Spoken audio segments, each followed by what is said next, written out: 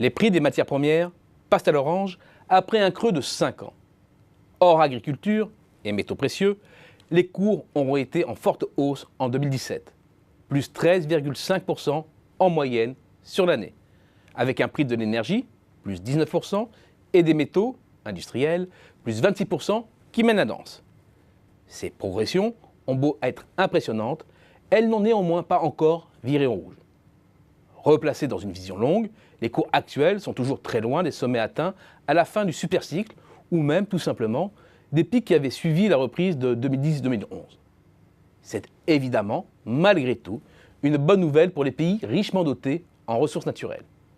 Au premier rang se trouvent les pays pétroliers. Les cours du pétrole s'élèvent et le Brent est désormais ancré au-dessus de 60 $ le baril, en hausse de 44% depuis la mi-juin. Une fois de plus, l'effet loupe grossit le trait, car le pétrole est encore très loin de ces records qui l'ont fait planer à près de 140 $ le baril à l'été 2008.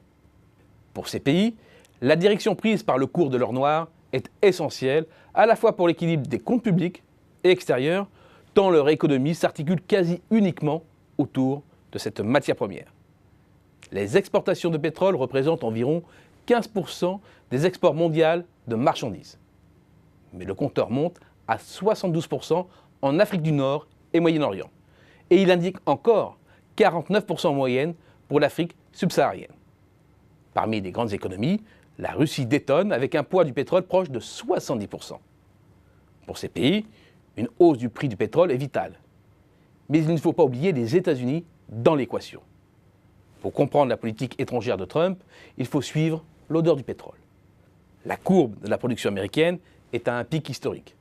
La phase de dumping, de conquête des parts de marché et de réduction de la dépendance aux importations a produit ces résultats. S'ouvre maintenant une nouvelle ère, où un prix bas du baril n'est plus dans l'intérêt de l'économie américaine compte tenu des effets d'entraînement du secteur pétrolier sur celui de l'énergie et ses retombées sur l'investissement. C'est une convergence d'intérêts forte avec la Russie.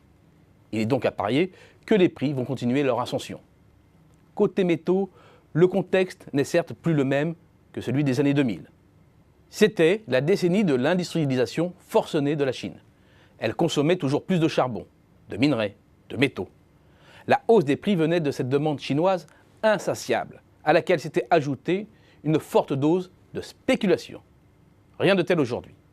Avec le redémarrage de la croissance mondiale, et plus particulièrement la mise en place d'un nouveau cycle manufacturier du côté des pays avancés, les métaux et minerais sont à nouveau sous tension.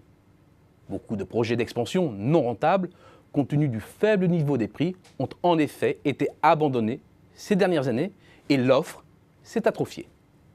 Le temps qu'elle se reconstitue, c'est-à-dire entre 3 et 5 ans, les prix vont poursuivre leur ascension, au plus grand profit des grands pays producteurs, principalement situés en Afrique, Zambie, Guinée, ou en Amérique latine, Chili, Pérou, et des grands groupes miniers occidentaux qui en captent une grosse partie de la valeur.